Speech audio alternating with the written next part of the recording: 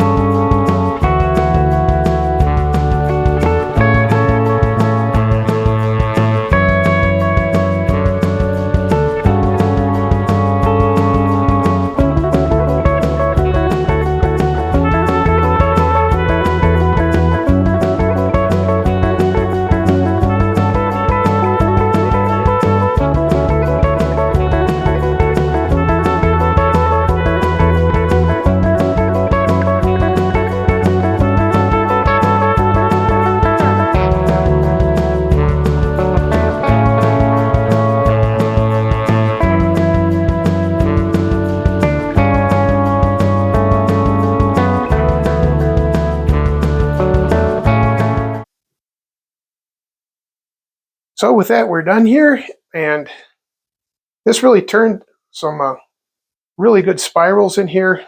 It has a nice big kind of a floral looking, and it's not perfectly centered, but it gives it some interest. So, oh.